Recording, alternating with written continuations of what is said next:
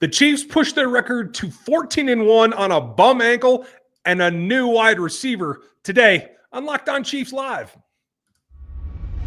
From the land of the free and the home of the Chiefs, this is the Locked On Chiefs podcast. Welcome in, Chiefs Kingdom. We are live for you post-game with Matt Derrick from Chiefs Digest joining us from Arrowhead right now to go over the latest. We're brought to you by Hillsdale College. You can get in there right now at hillsdale.edu/lockedon to enroll. Everything's no cost, and it's easy to get started. Somebody got started pretty dang easy. His name's Hollywood Brown. We're going to get to him as well as a lot. The standouts, the guys who get the game balls. That's coming up later in the show. The lessons learned, who benefited today, and who's on the rise. But we start where we always have to start, with Patrick Mahomes. You can find all of Matt's work at ChiefsDigest.com. He's up here. Got to make sure I do that right. And Chiefs Digest here on YouTube. You can get Chris over at KC Chiefs Corner. You can get all of his work on quarterbacks, cap. We're all doing this. It looks like mesh everywhere. You can find me over at Rogue Analytics and Performance Consulting, NFL33.com, and RGRFootball.com. Make sure you like, sub, hit the bell.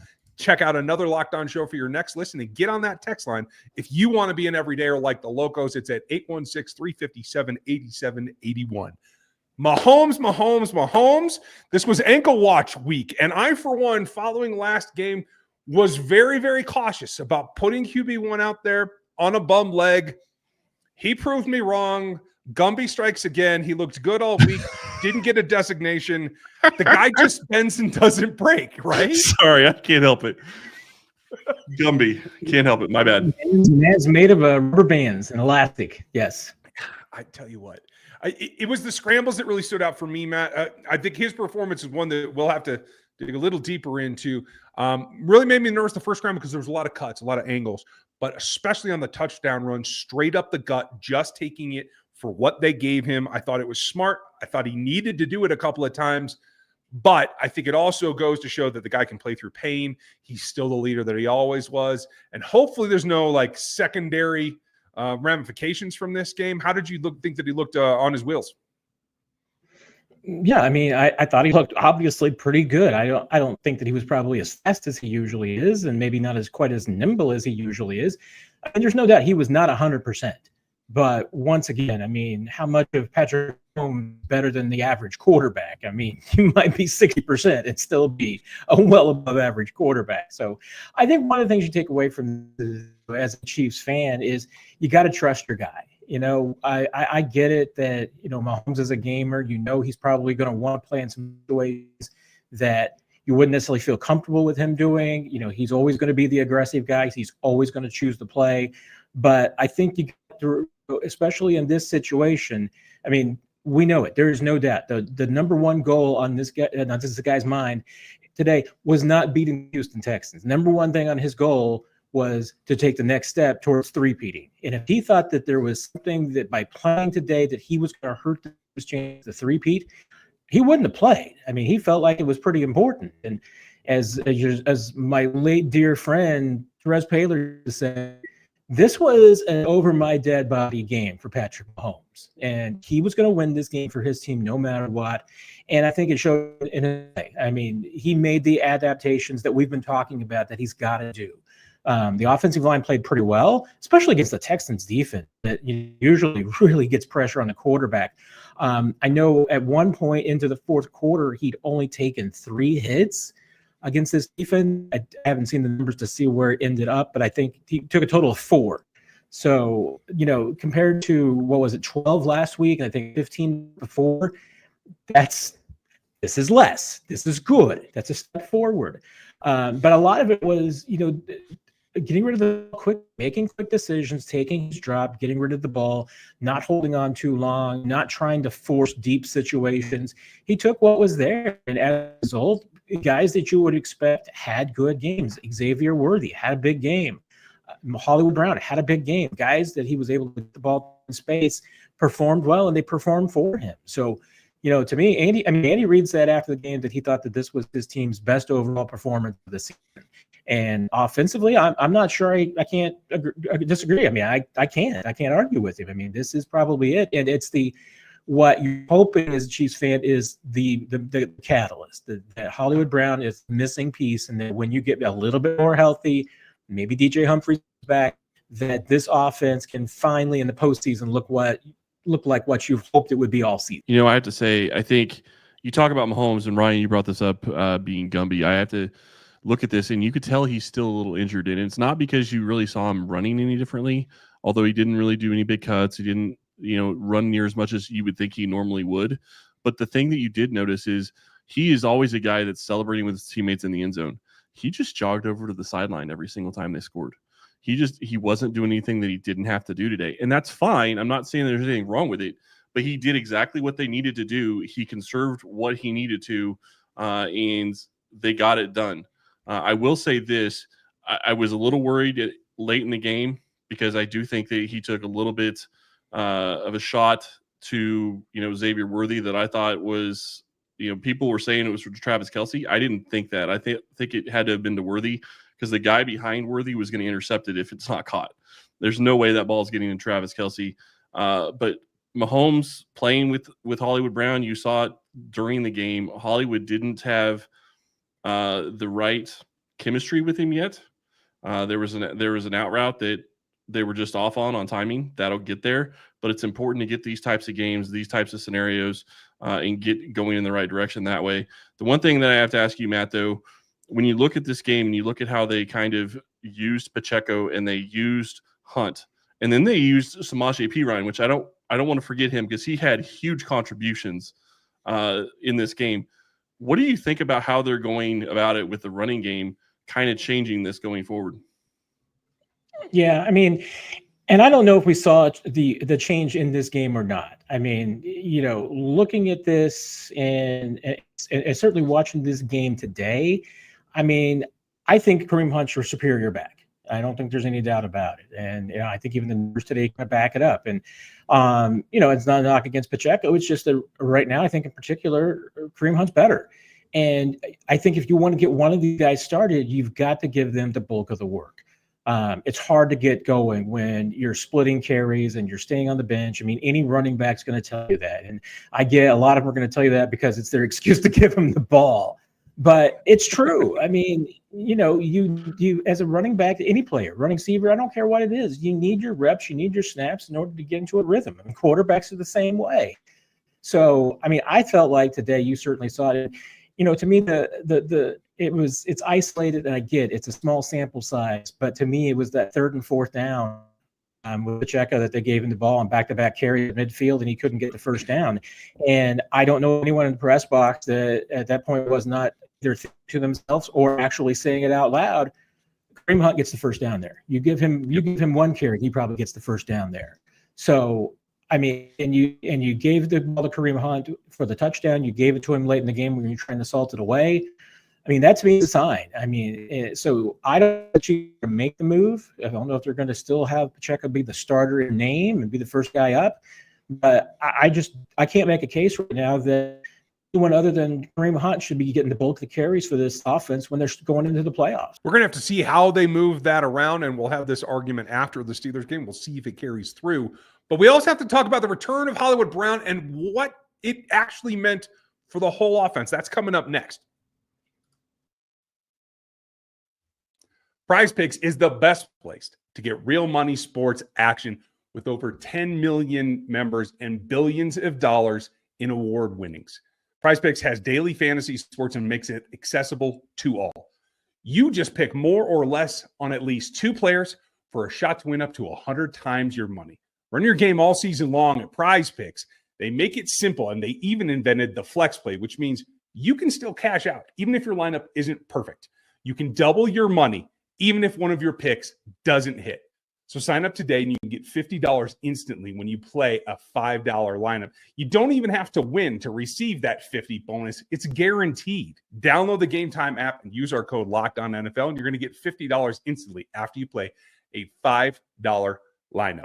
Super simple. Download that app, use our code LOCKEDONNFL, and get that $50 bonus for playing a $5 lineup. Super easy over at Prize Picks. It's that time of year. The college football playoff is back. And with a newly expanded 12-team format, it's guaranteed to be bigger and better than ever, bringing you the hard-hitting and high-flying excitement that you love. TNT sports coverage of the CFP begins December 21st, starting with the college football playoff kickoff show presented by AT&T at 11 a.m. Eastern, leading to our first matchup. The Southern Methodist University Mustangs battling the Penn State Nittany Lions at noon. Then the Clemson Tigers look to upset the Texas Longhorns in a showdown at 4 p.m. Eastern. Don't miss a moment of the action. Watch the college football playoff presented by Allstate live on TNT, True TV, TBS, and Max. Max is what I like to call what we saw from the Chiefs passing game today. Not in total yards, not in deep shots, but in efficiency. I think the mere presence of Hollywood makes the giant thing go. This overarching offense that we've been waiting for. They spent a lot of time in the offseason, Matt. They had to cut that short due to the injury. This version of Hollywood, walking right back in, getting 8 targets. I talked about it this morning on Fox that I thought 5 was going to be good. He gets 8, ends up with 5 receptions. I couldn't ask anything more from Hollywood's return. How did you see it? Yeah, I mean, I think you got everything done that you have accomplished. He gets the 5 catches on 8 targets for 45 yards, had a 20-yard gain. I know a big first down. I mean, he got little stuff done, he got big stuff done. Didn't make a deep shot. I would have lost that bet. I thought for sure that there was at some point that Mahomes was just going to force a 45-yard bomb to Hollywood. But credit to Andy Reid, Matt Nagy, and the offensive staff for creating a game where that wasn't an option for the most part. They created a game plan that worked for this game, and they created a game plan that serves Hollywood very well. So put him in good spots. He was able to make plays. Is there chemistry to build? Is there rust to knock? Yes, absolutely. I mean, wasn't perfect by any stretch of the imagination, but it was also really good for a guy that hasn't been on the field, for almost 3 months. I think you got to be pleased. And if this is just a snapshot of what you can get from Hollywood Brown, impact he can make on this offense going forward, then you've got to be pretty excited, because I think he's just going to continue to make life easier for the Xavier Woods and Travis Kelce's and the DeAndre Hopkins of the offense. You bring up DeAndre Hopkins at the very end, and I thought he was another one that stepped in and had a good game as well. You look at some of the catches he made, some of his ability just to be a veteran wide receiver that you can see Patrick Mahomes trusts implicitly. Like, there is no daylight between him and DeAndre Hopkins. It's awesome to see with as little time as they've actually had together, the chemistry that is there. And that Mahomes had chemistry with Hollywood going into the season. So it's just a matter of time of getting the timing down and Hollywood getting back on the same page. They will get there. That's exciting to see 2 games from the playoffs, because now you're in a situation where you have Hollywood Brown doing what he did today with 8 targets. You have DeAndre Hopkins doing what he did with only 4 targets. And I don't think they played him near as much as they could have. And I think that's on purpose, saving him really for the playoffs and saving the body and the wear and the tear. So I think all of that is by design. I'm loving what I'm seeing from this offense. And then you look at what Xavier Worthy did, and they basically fed him the ball. That's exactly what you want to see from a first-round rookie. He came in, he was successful. He, caught a touchdown pass. He was able to, get outside and get around. Almost busted another one and just missed it by the shoestrings. So this entire thing was a lot of fun to watch. The one thing that stood out that didn't happen today that has been happening over the past couple of weeks is Noah Gray didn't really have a big game today. He got hit. He went out, came back in, played the rest of the game. But Matt, what have you really seen that he has brought to this team that's kind of changed the way they've done things at times? Yeah, I mean, here's one thing I definitely want to say about DeAndre Hopkins and his effect on this team, because he's got one effect that nobody notices, but it could be the biggest effect of his presence here, because he said after the game, he said he is the harsh critic of Xavier Worthy, and Worthy acknowledged it. I mean, hey, yeah, D-Hop is hard on him. I mean, he's teaching him how to do things. And, it was when I asked D-Hop after the game, I asked him about the catch he made on the sideline, which is getting the toes down. And I'm like, hey, you know what? That marvels Chiefs fans. It marvels everybody here because, they haven't seen that, they don't see that from you every week. They haven't watched you all these years. Like, how many times have you made the catch? And he's just like countless times. But he said the reason he's able to make that catch is because when he came into the league, Andre Johnson drilled that into him, that he's the receiver he is because Andre Johnson was that to him, and that he wants to be that guy to Xavier Worthy. So, that's the behind the scenes thing, is that all that nitpicking, all that teaching, all that, and Diop would say, hey, I make a catch. And then Andre Johnson, I'm not good enough. You got to do it this way. Diop is doing the exact same thing for Worthy. And you should be very excited about that as a Chiefs fan, because that could be a bigger impact than any catch that DeAndre Hopkins makes on the field. That he wants to be that kind of, as the guys in the locker room say, that kind of unk to Xavier Worthy. And that's what you need, especially if you want to look at the next decade that it could become. I think also he was a hair's breadth away from making a couple of other plays, but this is the version of Xavier that we expected when the season began. We didn't expect D-Hop. We thought Rice would be in that role, and expected Brown to be in the role he was in today. But this is what the trio looks like. And it's only going to round into shape by the playoffs. If they can keep this up, they're going to be in good shape, but they have a couple of things to overcome here. Chris Jones with a calf strain today. That is official per the postgame presser with Matt. Then Juwan Taylor, the knee strain. Jack Cochran is out for the season here with a fractured ankle. The biggest thing for me, Matt, is Juwan Taylor, because I don't think Chris Jones' injury is significant, but what are you most concerned with these three? Well, I mean, your immediate concern, obviously, is how they can turn around, for the Pittsburgh game on Wednesday, whether or not you're going to have both of those players. We'll find out. It might be until Monday here, get for sure. Andy Reid mentioned, obviously he said it's too early to say on both those injuries what the prognosis is, have the short-term effect for Pittsburgh or beyond. But, he also mentioned MRI. Remember, it's also a Saturday, so unless they bring in the on-call docs for tomorrow to do MRI on Sunday, we may wait until Monday morning, unless it's urgent to do that, do those MRIs. When they do that, it's not going to be determined whether or not they play on Wednesday. I mean, MRI says it's something wrong. It's going to say the same thing Sunday as it would Monday. So not going to change the treatment. But I mean, that does factor into it, especially Pittsburgh. If the Bills win on Sunday and Pittsburgh is still a mind game for the Chiefs that they want to win, make sure they wrap up the 1 seed, you're going to play as many guys as you can. You're not going to rest anybody. But the fact that it might not have 2 key players is a pretty big deal. And obviously, if you don't have Juwan Taylor, Wanya Morris played the fourth quarter for this team, played well. I mean, I don't think there was anything that obviously stood out. But once again, I mean, the Chiefs had a game plan that was designed to protect Mahomes. You're going to have to play the same way against the Steelers because, hey, I get it. The Texans defense is good. Their pass rush is good. Pittsburgh's better. Yeah, they're phenomenal. And I think that's one of the things, Ryan, you and I talked about this before going into this game is it possible that they say they win this game and then they sit Mahomes because of that pass rush? And that's a big issue going forward. I don't think that that's going to happen. Obviously, Mahomes played the entire game, didn't look like it was really bothering him too much. Obviously, there was a little bit of stuff, but you look at this game and you look at the Chiefs going forward, they're 14-1. They now are in a position where they win one more and they're done. They are the number 1 seed, and that is everything that they wanted. They're in a position to basically be the number 1 seed and to be the team that is going to, have a bye and be able to host all the way through the AFC Championship game, and that's exactly what they've been going for.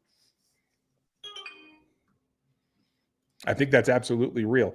What they put on the field is what they have to work with. There are other players that stand out and are going to have to contribute, not only on Christmas Day, but as we wrap up the regular season. Those guys are coming up next. Our sponsor, Hillsdale College, is offering more than 40 free, and that's right, free online courses right now, including Introduction to Free Market Economics. You can check out some history with the rise and fall of the Roman Empire, and even check out The Great American Story, A Land of Hope. All of Hillsdale's courses are self-paced, so you can start whenever you want, you can tune in whenever you want, and you can finish whenever you want. You can go deeper with readings and quizzes and discussions, or just sit back and enjoy the lectures. Go over to hillsdale.edu/lockedon to enroll. There's no cost. It's easy to get started. It's at hillsdale.edu/lockedon to register. hillsdale.edu/locked-on. Folks, make sure that you check out ChiefsDigest.com and Chiefs Digest here on the YouTube platform, as well as RGR Football here on the YouTube platform, NFL 33, KC Chiefs Corner over on the Substack platforms. We have all kinds of stuff for you. This is just a culmination, all of it in one place. My favorite stat of the day, Matt, comes back to 9 TFLs. And a number of them by the defensive backs. Nobody better than Trent McDuffie, in my opinion. I thought CRW played well. I want to shout him out as a guy who stood out to me in standing in. Obviously, Jay Will at the end getting that sack. I thought that was a makeup play for most of his day. But who stood out to you? Yeah, I remember looking at halftime, and I don't believe that any non-defensive back had more than one tackle. And that was worrying to me in the first half, because if your corners and your safeties are making all your tackles, well, it means the guys are getting downfield and they're making catches. That was problematic. That definitely changed. I mean, Drew Tranquil finished, with 7 tackles in this game. He had a really good game at that level. But I tell you what, I mean, this was an all game Trent McDuffie. I know that Nico Collins had his plays and everything, but holding him to 7 catches, 60 yards is a really good game. And it was a tough break what happened to Tank Dell, and that injury is just it's heartbreaking to see and nasty to see. So I wish for him. I know he's going to be staying overnight in Kansas City. But Trent McDuffie, was responsible for a couple of those tackles for losses, and they were big ones. He was fighting through traffic, but he also just played it smart. I mean, he let the play develop and then blew it up. I was really impressed with his game today at every level. He's always been a really good tackler, but today was, I think, really spectacular. But it was because it's the little things. I mean, it's an all-pro performance. There's going to be a lot of people who look at that and look at the stat line and say, well, hey, and he had a pick. That's a big part of it too. But, it's the fact that it's the little tiny things that he does that just destroys plays that stand out to me. And those don't show up in a box score, and they don't show up unless you're just really closely paying attention sometimes. It's funny because I was sitting there watching the game and I saw Trent get his second interception. I'm like, oh, it's so nice that Ryan's actually going to be able to be on the show today, because I know he wants to talk about it. 2-2. Because, and Trent does so many things. You make a fantastic point, Matt. Watching him play, watching what he does, watching how he attacks, it doesn't matter if he's getting blocked and he is the guy that is right in front of the play. He's fighting through that block, and 9 times out of 10, I would say he's probably at least getting a hand on the guy if he's not bringing him down. There is so much of a bigger difference. There's so much a huge difference between what he does and how he plays compared to what Marcus Peters did in the same number of years ago, because Marcus Peters wouldn't be fighting through what McDuffie is doing. And he looks like he could be an all-pro. He looks like he's a guy that should be a cornerstone of this defense. And we'll talk about that in the offseason. But you look at how this team continued to fight. I thought that I was impressed with the sack by Joshua Williams. Spagnuolo dialed one up at the right time, was able to send him on a corner blitz. He was able to get home. That was big late because the Chiefs didn't get it to a situation where they let the Texans go down and try to score and win the game, tie the game. I guess they were up 8 at that point. Yeah, I mean, to me, that was a huge play. I mean, I think it's a big deal for Joshua Williams, because I want to see how he comes off that, and if maybe it gives him some confidence. Because as much as we're talking about the secondary having a good game, we can also talk about the continually revolving door at that number 2 corner spot. Again, it was a rotation of Josh Williams, Najee Johnson. We saw some Keith Taylor out there. I can't say that anybody really slammed the door and said, "This is my job today." Credit Chris Roland Wallace. I thought he had a really good day. He was in the right spot a couple of times. I know he made a stop in the run game. I thought did reasonably well in the slot position. Probably still some improvement. There were a couple of breakdowns in the secondary, where some guys were wide open. It's the kind of, plays lingered on. Got to clean that up. But, it was a strong second half of the defense. First half was a little leaky, but if you can slam the door in the second half, like Spags can do, that's enough for this team to keep winning its games and keep winning 1-score games. And that's all that really matters. I forgot to mention Jaden Hicks had that early interception. I thought played well. did play from too high and made some plays. So I think he's getting a little bit more comfortable back there. I think that's going to be something going forward. But usually, folks, when we get to this point in the show, we kind of have a feel for where everybody's going, but we didn't discuss game balls yet. So as our resident guest, Matt gets to go first, and we'll make it up as we go along. Who gets yours today, Matt? Yeah, and this is where I get into the challenging position, because do I take the obvious choice, assuming that one of you two will take it? I mean, if somebody has to take Patrick Mahomes, but then again, do I take somebody just to make sure, because I'm like, hey, this guy can't not be picked. Right now I've got more guys than we could give games to, because I feel like this game is probably a 4 or 5 game worthy performance from a lot of places.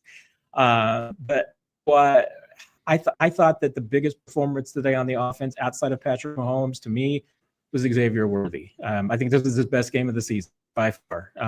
He probably he may have had some games where better numbers, but I think this was a terrific performance for him. He was maybe just one broken tackle away. If he ever figures out how to stay on his feet after some of those shoestring tackles and some of those hits, he's going to be a real mess to deal with. He was literally maybe a shoelace away from 2 touchdowns and over 100 yards today. But his performance, the Chiefs needed it. And he had one drive that he just absolutely took over, and it was him. So those 7 catches, 65 yards and a touchdown, and then he had another 10 yards on the ground rushing. Gets a game ball from me. I like it. Chris, I think I know where you want to go. Oh, okay. Then I will take the low-hanging fruit then, because for me, the whole defense should get a game ball. It was a group effort, but Mahomes, to work through that ankle injury and be able to not just deliver the ball, but to change. And I said this multiple times this week. I think he plays a more focused, a more deliberate, and a better processing game when he's injured, because he doesn't have that escapability. He certainly stepped his game up mentally today, and I thought that was the difference. But to then jump into the relationship with Hollywood on the field again from nothing, from not having much time, I thought that was key as well. I'd give an honorable mention to Hollywood himself for just his presence and allowing everything else to happen. But QB1 is QB1 for a reason. It gets Mahomes gets mine today. I don't know that you've ever really gone that direction. That's interesting. I did not expect you to take the low-hanging fruit. Matt, doesn't he always take the defense? Exactly. I mean, I fully expected him to take off a defense, offensive line, or fullback. So yeah. Oh yeah. So I'm going to give a. I want to give a consolidation, or not an honorable mention. I apologize. I want to give mine honorable mention to Samaje Perine. And I know if you look at the stat sheet, he didn't have great stats, but it doesn't matter about the stats. It matters about when he makes the plays. And that cut by the Denver Broncos early, this season, and being able to bring him in for what they brought him in for has been huge for this roster. He has been fantastic in pass protection. He's been fantastic when he's been on the field in third down situations and in passing situations when he has to be.